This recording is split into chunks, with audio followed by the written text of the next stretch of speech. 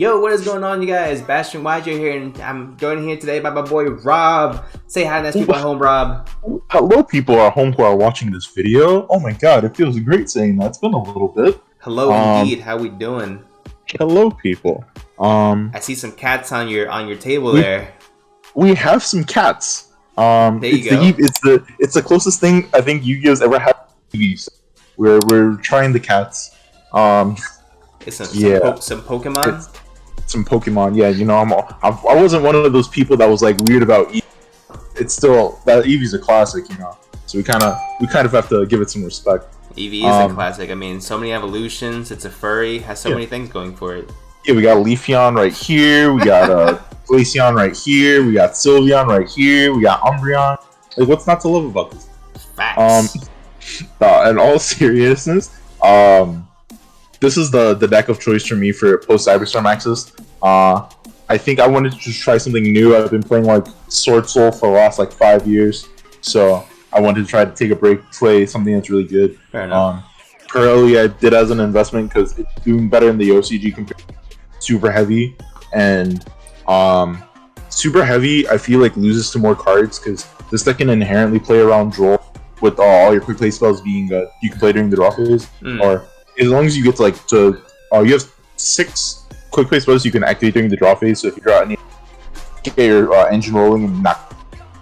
And it's just more adaptable. Like you can half of this deck you can literally versus Super Heavy it has to be hand traps, and those aren't always necessarily like the best. Yeah, so I'm just gonna get into the profile real quickly. Yeah, dude. Play three regular Purrely and 3 Lily.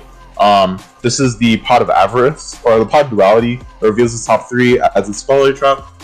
This searches you the non-quick play spells, so it gets you to the continuous trap, which is like the Pantheism, the Searcher. It gets you to the field spell, which is it lets you add one during the end phase, or the trap, which is the rank up card. And this lets you rank up from hand, and this lets you rank up from grave. So this is really good when you're like playing under Shifter or like trying to like hold cards before investing into like trying to break a board. And Lily's like your top decking, and like usually like make a guy. Lily's usually how you do the bajillion material in the water. Lily in itself is really good. Why Lily over Purrely for the Noir plump combo? Because you get to activate the Delicious Memory, which is one of the quick play spells, and then you typically start when you do chains of quick plays. If you have multiple spells, you start with regular Purrely, because you'll go Purrely to like dig you for more quick play spells, and then this guarantees you get to another quick play spell because you get to the continuous spell. So this is just like the easiest way to do it while you're discarding cards to fuel your quick play spells. So this is usually easier to make the Noir with than this, but there's still combos where you use this to make Noir, but instead of, let's say, discarding the Delicious, you hold it. Like when you're under Droll. Like me and Sebastian were playing some games before we were doing this. I think there was a game where he drolled me, and then I just went Delicious in hand, make the plump, and then I added back 2, and then I made the Noir that way. But yeah, so only 6. You have to maximize on them. Like I've seen Liz play like less than play like 2 Lily, but you want as many of these in your deck as possible for your quick play spells. So I see no reason to play less. Fair enough. And 3 Pretty, 3 Sleepy, 3 Delicious, and 3 Happy. I wish there was more. So all of them are 12 one-card starters. You're fine. All of them are E-Telly. This one gains life. This makes damage would be 0. This makes it so battle, and Happy protects from being destroyed by card effects once. So those are the requirements to activate them. So these 6 you can only play are the first ones that you can play during the draw phase when you finish phase. But these are a lot better going second because you can activate them on your opponent's card. So going second, all of these are first 2 that are live during the draw phase. But each of them have their own effects. This is you can send a card you control to the grave, target a card your opponent controls, and attaches with material. So you make like Zeus and Noirs. Sleepy Memory is the funny one that lets you draw. This lets you gain 300 attack per material, and then it's stacked. So if you have multiple, you can I think I made Sebastian. I made like the 5K like tower. Like it was insanity. That was ridiculous. Yeah, and then Happy lets you attack. You get to attack up to the number of Happy memories you have plus 1. So this is how you go for OTKs with the Purrely happiness. Yeah, there's no more. Like, you would never play less than all of these, and I wish there was more because your Purrelys actually miss a lot, which is. But then for the quick play spell or the continuous spell I play through, my friend, this card is crazy. Pay 5 to reveal 3 that don't have to be different names and search. So it's pretty much a searcher. And then if you're, this never came up when I was playing Sebastian, but when your Purrely XYZ leaves the field by this card, you get to target up to 3 quick play spells with different names in your grave and add them to your hand. So if they're able to kill the Noir, you just get like follow because your Noir had at least 3 different names because it would usually be Delicious, Sleepy, and then one of your other ones that you. So you're always getting follow up with this, and then you also get follow up with the field spell. Just the one? Field spell, yeah, just one. I don't want to draw it. I think it's very like important, but I think playing more of it is a brick. That's why I don't play the package because the Crystal Beast package forces you to play more bricks. It forces you to play the Eagle, and it forces you to play the second field spell. Then you have to play 3 of the Trap. I think those cards are like just atrocious, and would rather just play like a regular like 1-for-1 discard engine. Right. But what the street does, this card's really good going second. Purrely monsters cannot be targeted to turn their special summon. So if you activate this, they're forced to pretty much Arise Heart it. Otherwise, they cannot deal with interact with your XYZs or any of your level. During the end phase, you get to target a Purrely XYZ, attach a material or attach a spell to it from the deck. So you get whatever spell you kind of want in rotation. Mm-hmm. And then if a Purrely XYZ leaves the field, you target a level 1 Purrely in your grave or hand, I believe.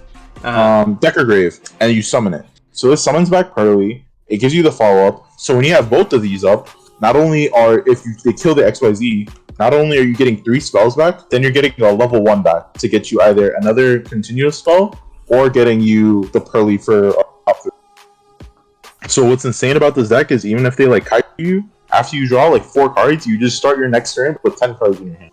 And you're just like, you're hand trapping them 2 or 3 times. Sorry. And then Leap, this is the rank up. You target a Purrely, you summon one from the different rank. So what's cool about is when you have these 2 up, you have Plump up with like a bunch of materials, and then you use this to rank up into Noir. And since Noir was summoned that turn, it can't be targeted. So not only is it unaffected, now it can't be targeted. And now you get the extra draws because of the Sleepy memory. Because it's a new monster, right? Because it's a new monster, yeah. So it's once per turn, per copy, per monster. So like that's how you do like the draw 4, draw 6 combo. Like it's literally just absurd. That's it for the Purrely cards. The rest like non-engine. So for my discard engine, I played the Shadal. I think these are better than the Dark Worlds, and I think the Crystal Beast package is garbage. So the Dark Worlds. So the advantage of the Dark Worlds is if you draw 1 snow, you have 4 discards, right?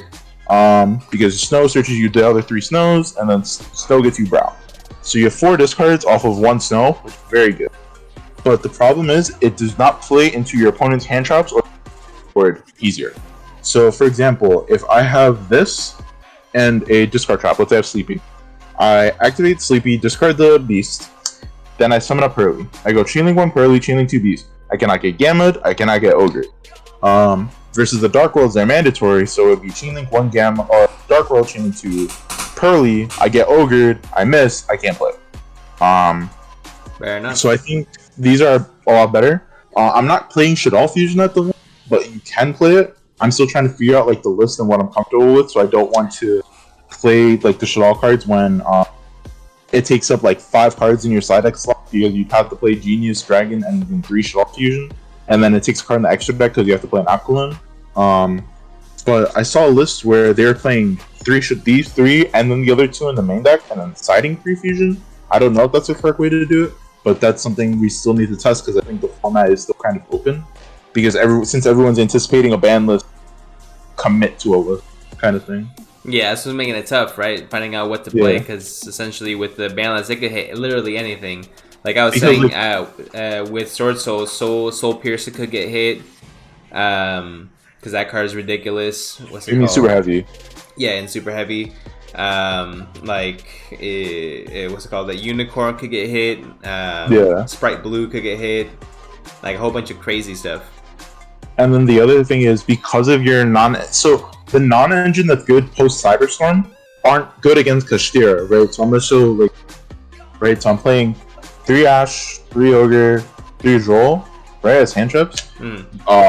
Ash and Ogre are not good against Kashtira, right? Like if I'm playing against Kashtira, I'd much rather have, let's say, like an evenly matched, right? Or like one of the 1-for-1 or blowout like spell and traps versus having Ash and Ogre. Right. So these cards aren't good against Kashtira. So you in theory wouldn't want to play these and would want to play, let's say, Curry Call Gamma. But then those cards aren't, or like they have applications in Purrely, but they're not the best against Super Heavy. So you're kind of in this like weird influx of like cards that are good against post Cyberstorm and like cards that are good pre Cyberstorm. They don't really like interact. I kind of just went all in with playing cards that are good post Cyberstorm because Ogre has applications against Kashtira because Ogre Unicorn and they're still like get birth. And Droll, you can like they go planet search, you Droll them, they're probably gonna pass anyway. So like this card is still very good. And then obviously it's good against Super Heavy and less in the mirror because if they draw any of the going second ones, or if they draw any of the going first anyway. Okay, yeah. So 3 Dark Ruler, 3 Santa Claus. I just wanted something that outs powers in the main deck because otherwise I'd have Herald of the Abyss and like Talents. But I'm siding those. I think this is better game 1 because it deals with the towers in the mirror. It deals with Spell Canceller. It deals with any like Omni Negate. So for example, like if they have like a turn, or if they have like a Regulus, or this also has OTKs with Happy, which you can Delicious, make this can't be destroyed. Then you make Happy, or then you make Beauty. Switch this to attack, and then you make the Happy, and then you just like attack a billion times. And that's how you do like the OTKs in this deck. But just this being able to out the towers is really good. And then Dark Ruler, because going second, this deck is deck. So since Super Heavy's siding the Spell Canceller, you're never getting Spell Canceller game 1. You'll always be able to activate, make Zeus, attack Zeus their board, and then make a Noir, or set up a Noir through there. So this is like, I think it's just better to main this card versus siding it, because you're gonna side this going second, but then they're gonna Spell Canceller you. I'd rather just get the value game 1. And then post side, you have these their board. That is the main deck. 41, the Rob special. No more, no less. We were never playing 40. Correct. Then onto the extra. 2 Plump. This is the best card in the extra deck. Targets 2 in the grave, attaches to it, and it's not one. It's during either player's turn, so you get to attach 2 on your turn, then attach 2 on their turn, and then you rank up. So like your Noirs will get so big with this, and then you can also use this to make Zeus's. This is also a Farfa. So all of the level 2s have the effect that when you activate a quick play spell up to thrice per turn, very specific, but it's because then that's how you make them. You can attach the material or attach a spell you activated to them, and then this Plump is a Farfa. Beauty is a I believe it's the switch to battle position, and then Happiness is the bounces. And then Beauty's effect is it's a negate, and then while you have Pretty Memory, and then Happiness is when this card attacks, you search a Purrely spell trap or Memory spell trap, and then you get to attack again, or then you have the monster if you have Happy. So this is how you go for OTKs, but this also lets you search stuff to make like bigger Noirs and bigger. Yeah, these cards are crazy. The Towers, Noir. This card is a custom card. This card is crazy. Not once per turn, not once per chain, not like... Yeah, that card's ridiculous. And then you get to put it to the bottom, which is like... It's really good against Super Heavy, because like... Their board, like, it's really good with Droll, because if you crack their board, then you're able to like just set them... Like, they can never like get... Because you'll usually just spin like 3 things. So like this... Oh my god, this card is... It's crazy. And then it's 28 defense, so if you make this with Delicious, which you usually will... So this is like 5k, cannot be targeted, cannot be... Like this card is a custom card. Oh my god. Then for the Zeus stuff, because I play a lot of Nightingale and Robin. So this is what you end on. Your typical combo will end on Noir or Plump plus Trap, and then this, because this is the bounce. So this is really good going into super heavy Kashtira, and then a Sliding Gale is just like attack make Zeus. Speaking of which, Downerd and Zeus. There you go. This is the boy. I feel like I like this deck a lot because it reminds me of Zodiac, where you could just like make a bunch of guys into a plump attack and then make like a 5 bajillion materials. Even if Kashtira wasn't in the format, I still would play 2 of this because most people thought process of, oh, you have to play double Zeus because Kashtira. Even if Kashtira is not in the because you can end on Zeus Noir so many times going second. Like I was playing in Sebastian, I think like 2 or 3 times I like through breaking his board ended on Zeus Noir. Like that was very, very consistent, like almost every time. Yeah, like because you usually have like a rank 1 plus plump setup. Then for the rest of the utility, this is stuff I'm thinking about. Like I think the only thing that stays in here is Virus Swordsman. This has no effect. It attacks over Uska. That's all you really need to do. And that's it. Yeah. Protector of the Agent's Moon. This is 2 fairies. You get to you tribute a fairy to target a card your opponent controls and destroys it. So this helps Baguska, Skill Drain, pretty much any floodgate. Yeah, this is I don't necessarily know if I want I'm not really too scared of floodgates in the format right now. But this can deal with them. But this deals with Baguska every time. I don't know what is better to play, but I'm playing it. And then Sylvan Princess Fight. This is reveal a top card. If it's Fall Trap, add it to your hand. If not, grave. So this is good if you like keep whiffing off of earlies. You can just try to hit off this, and then if you hit a Shaddoll, you get the which is also why I play. But this can be relinquished because that's a spellcaster. So if you play against a Secret Village, Purrely deck that deals with the Secret Village. Yeah. So I feel like most of this extra deck is like kind of standard. I think the only thing is if you play Gamma, you can play the Axel Synchro and Barone, which I was trying for a little bit, but I don't think Gamma is the best in this deck because while it's strong going second, you're playing in the draw phase regardless of like because you're always going to try to play around. So even if you open the Gamma, more likely than not, you're going to be discarding it off of your quick play. So I don't think it's worth playing Gamma when most of the time going first be able to, and then going second, or when you're also going first when you're resolving your Sleepy. If you draw the Gammas, it's not that good unless you play Lambda, which you can in theory instead of ending on Lambda plus the setup. But then if you don't draw the Gamma, then it's not worth it. So, but yeah, so I think everything here is like pretty like standard and stable.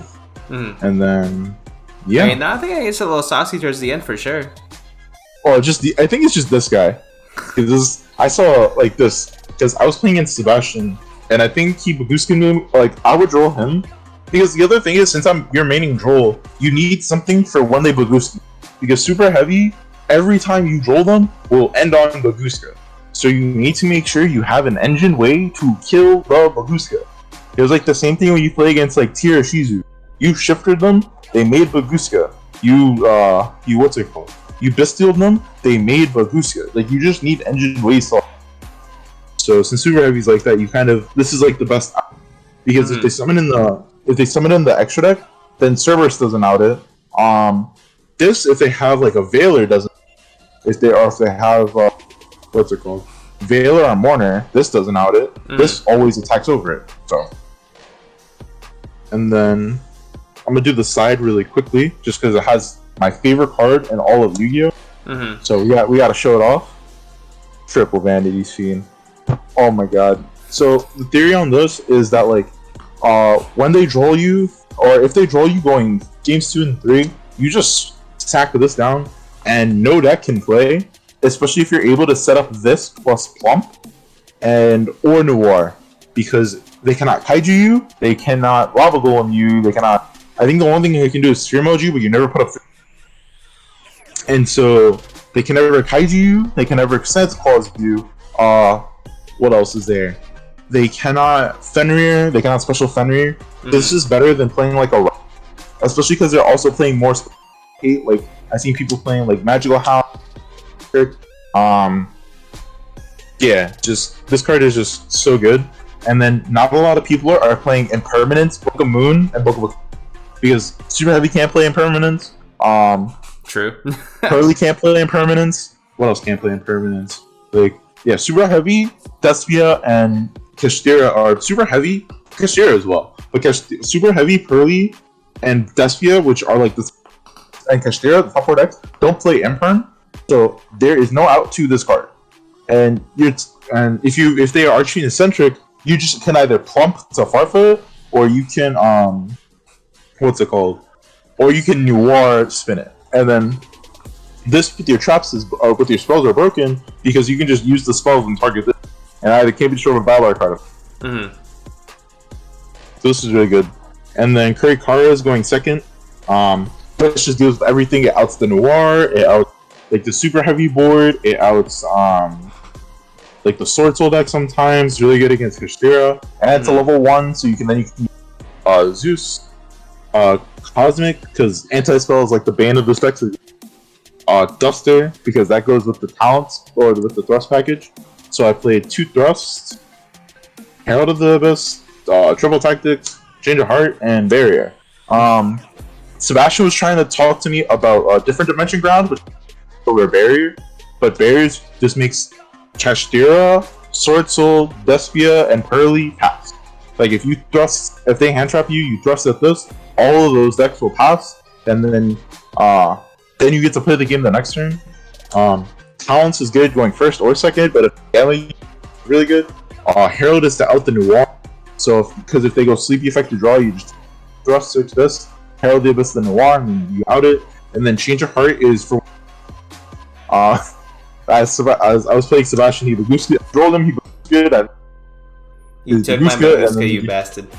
And the game was over. Yeah, pretty much. So this also just baits negates. And going second, if they end on just like an XYZ, you can just like Change a Heart, steal it, and then play.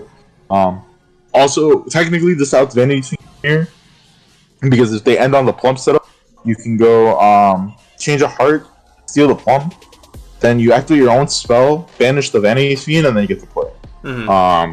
So that's the one out to this in the mirror, which I think is really important. And yeah, that is the May. Jesus, I didn't think we were saying that. May deck of the month. I think this deck is really strong, and I think once we get a list that like kills Kashtira, then this is probably going to be the best deck. Like Super Heavy, I think is really good, but I think it doesn't any adaptability because the lists are pretty much. I think with the Super Heavy deck, the lists are what they are. Like I don't think there's going to be a lot of room to like change because they cannot play spells and traps. Versus this deck, if you look at like every deck, or like even the ones performing well regional, most of the non-ginger, the exception of like Droll is like the only, and Droll and possibly Ogre stuff besides like certain lists playing Gamma, certain lists not playing Gamma, certain lists meaning Ash. Some people like the non-engine is adaptable, which I think is really good because that means you will always have a way to change depending on what the which is why I think this deck is really good. And yeah, like you have room for like 20 non-engine cards, 3, 6, 9, 12, 15. Like you get to play 15 non-engine. Technically 18 if you don't play it, which I want to test without it because sometimes the discard engines feel win more, but sometimes you need for the advantage. But yeah, that is the May. I was almost said March. The May deck of the month. The 2 months ago, but yeah. No, man. Yeah. I mean, essentially, I mean, we've been dueling for the past, 2-3 hours, and I'm pretty sure you slapped me up each and every single game with my Super Heavy Samurai. So, honestly, huge shout out to yourself for, first of all, mastering the deck so quickly, I say. And 2, honestly, for showing off the spice with this deck. Honestly, I underestimated Purrely before we duel, but now that I understand the true power of it, now I'm going to be citing everything I can against that deck. Absolutely a must-have. So it's funny because I was testing the deck the Sunday after sneak peek, which was about like a week ago, and I tested it, and I was playing it, and I think I lost like every game with Super Heavy, but then I was playing like Sword Soul and Constellar, and I was beating Super Heavy, and I'm just like something isn't right here. But that was because I was still like very unfamiliar. Right. Like I had some like I remember texting a friend Purrely decks, and he's very mid, and then I like started learning more, and then I previous statement, this deck is bonkers, and like it really is. Yeah, no, I definitely agree. I mean, it's definitely well deserving of the best deck in OCG land. Like, and I think once people like start like solidifying it or solidifying lists, and once there's a ban list, it's more so because no one knows when that no one knows the play. So you were like, oh, I still need to still need to account for Kashtira. I need to still account for Despia. And it's still like Sprite. Right. And then you also need to account for the new decks with Purrely and Super Heavy. So it's like a weird like balance of like trying to fix the old while still, or fix the new while still accounting. Not to be like, oh, we need a ban list. Kind of do. I'm not. This is less of a ban list discussion, more discussion about cats. So. It's a cat video, first of all. It's a cat. It's literally a cat appreciation video, huh? I said it's a cat video. It needs to go viral. It's literally cats and birds. Like what? Like who? What's not to? Like you need to get what's it called? Yeah, we gotta get some cats and some birds. It's Eevee. Who doesn't love Eevee? Name me one person that doesn't love Eevee. Alright, dude. I think we're out of time here, but thank you so much, Rob, for coming on the channel.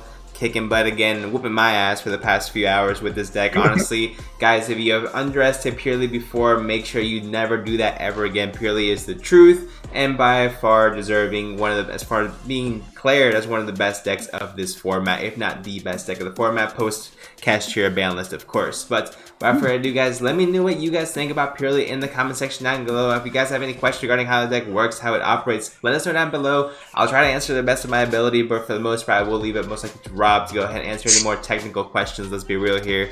But Rob, you have any last minute advice for the nice people at home? Don't play Gamma and don't play the Crystal Beast card. No, fair enough. Don't do it. we're on the fence with Gamma, but I agree with you with the Crystal Beast package, bud. And I think we can agree to disagree on that one. Agree to disagree on the Gamma. Fair enough. But anyway, guys, if you guys did enjoy, go ahead and make sure to leave a like, subscribe, and I'll see you guys in the next one.